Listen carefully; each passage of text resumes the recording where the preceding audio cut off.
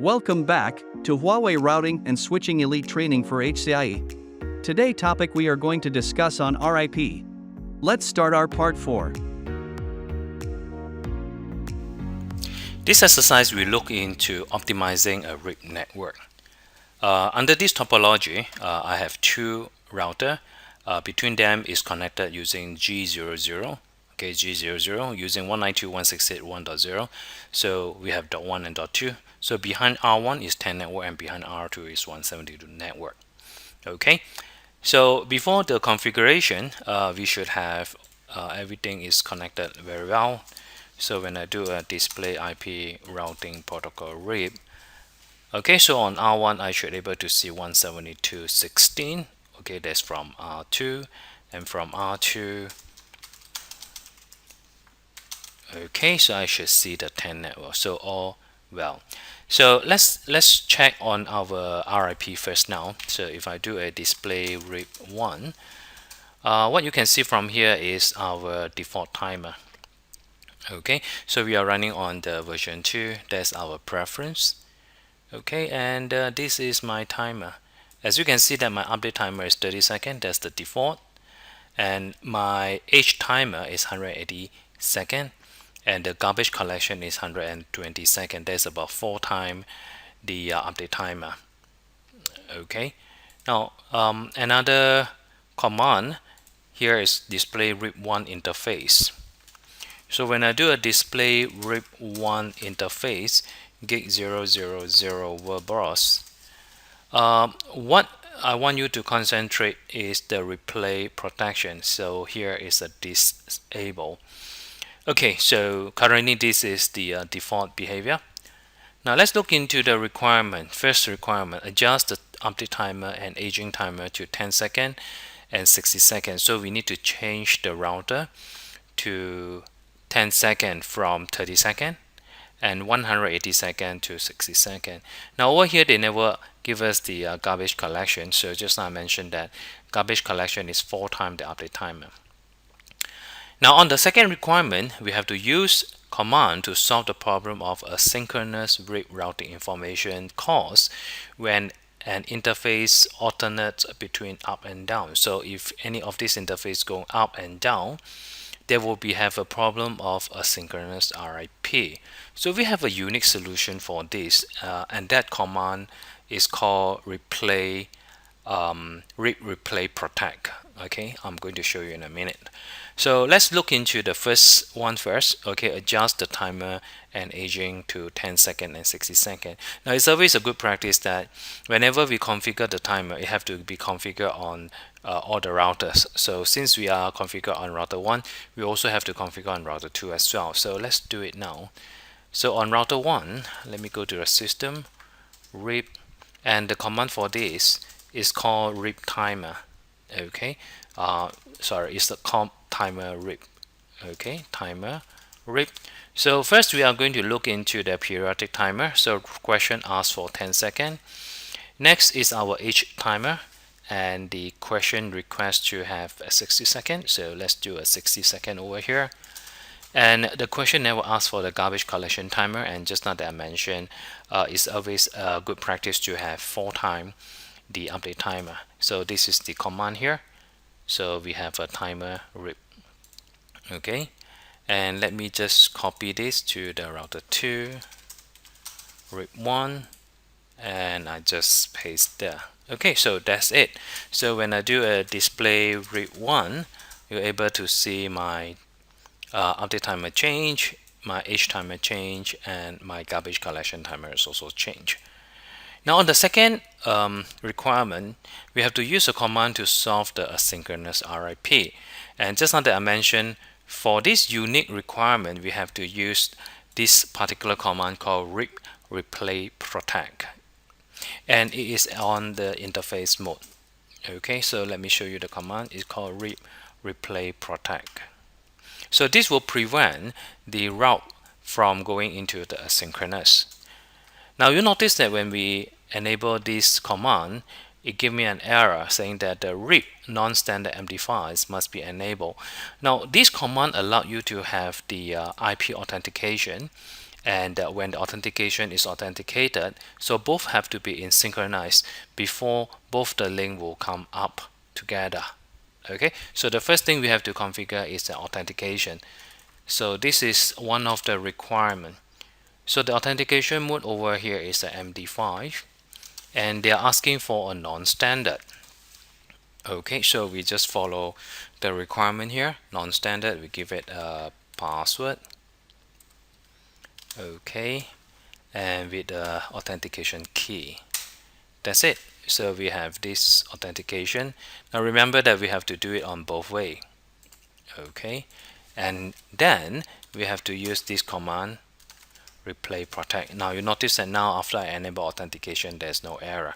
So let me go back into R1 interface gig 000. Let me put in the authentication and replay protect. That's it. So for me to verify that, I just do a display RIP1 interface gate 000 web browse, enter, and you notice that now I have a replay protection is enabled. The packet drop is 0, but more importantly is that all these have to be together. Okay, so the replay protection as well as authentication type have to be together, or else it will not work and give you an error. Sometimes we need to know where's the problem in RIP. So let's look into the RIP troubleshooting. Now this topology, I have two routers, router 1 and router 2, connected through 192.168.10 using gig 00. So I have a 10 network on the left and 172.16 network on the right. Okay, so my topology is up. So let's go into router 1 and check my protocol using RIP. I do not see the 172 network, neither on the router 2. Okay, I can't see the 10 network. So now we have to go into troubleshooting mode. Okay, so first we need to double check whether we have a good connectivity. So let's do a check from router 2 ping to router 1. So it seems like connectivity have no issue. Next, we look into the RIP configuration to make sure that we have the version that is correct, and we also announce the network. So we have 192.168.1.0 and 172.16. That seems to be correct. And in the router 1, we also do the same thing. Okay, so it seems like there's no issue. Now next, we look into the display RIP 1. Okay, so have we enabled the correct check all this information? So there's a RIP version 2, preferences there, summarization is enabled, that's by default, timer is correct, so this is very important.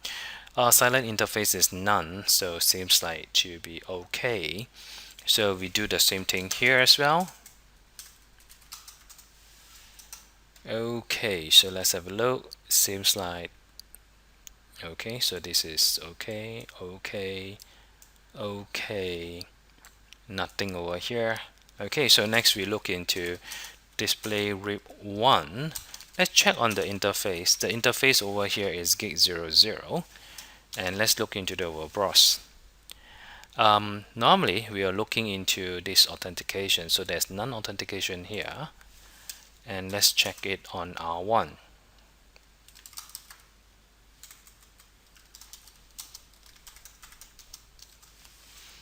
There you go. So you can see that we have authentication. So that's the reason that when I have authentication on one of the router or not the other router, so they do not able to change the RIP. So one way for us to double check is just go into the interface, display this. There you go. So we have an interface and cipher password. So what we need to do is either we remove this authentication or we reset the password since we can't see the password. So I'm going to put in the authentication again, MD5 usual cipher Huawei.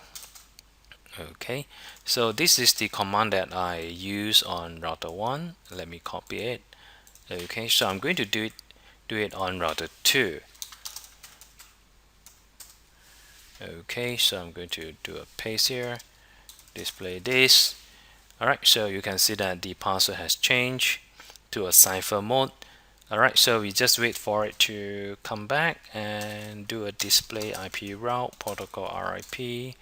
So we give it enough time for them to form the neighbor, okay, or in this case they exchange the routing table. There you go. Alright, so we have a 10 network here, and if we go into the router 1,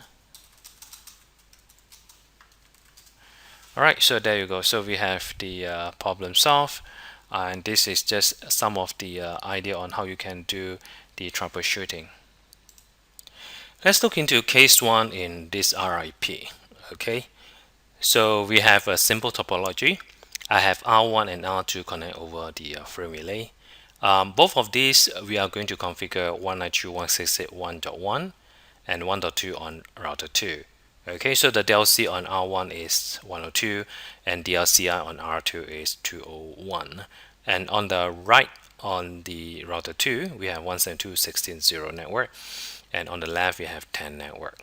So let's do the configuration now. So it said that retain existing configuration and add the necessary configuration.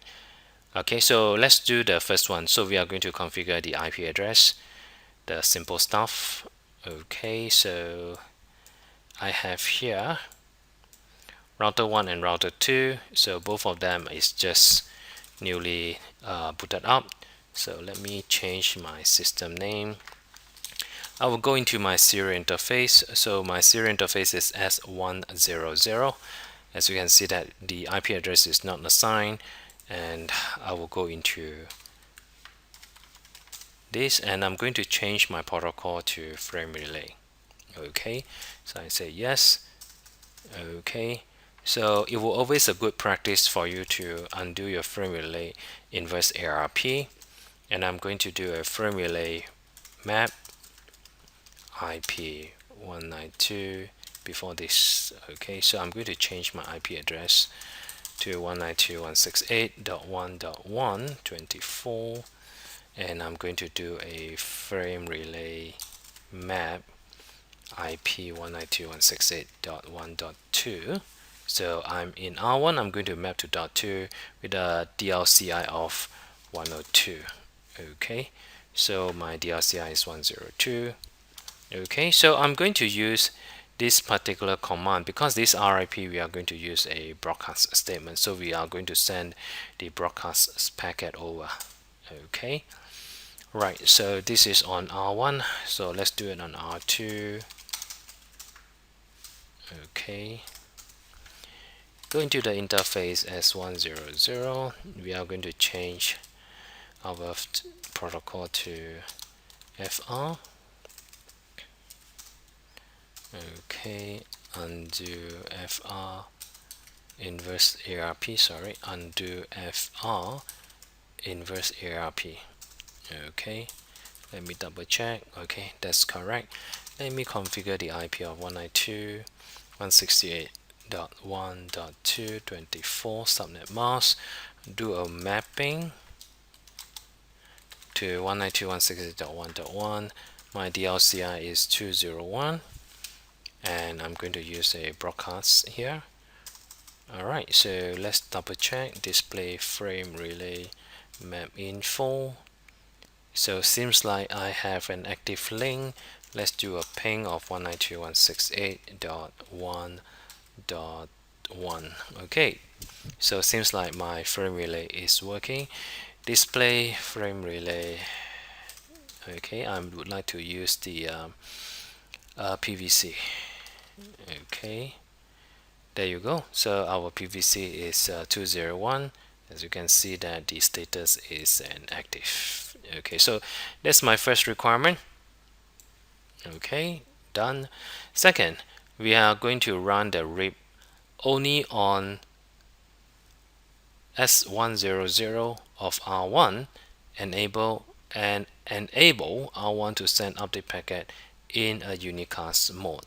Now we know that if you are going to run the RIP in R1, it will be in broadcast, and if we are going to run on version 2, it will be on multicast. So for this requirement, we need to run using the unicast, and for us to do that, we are going to use the peer command.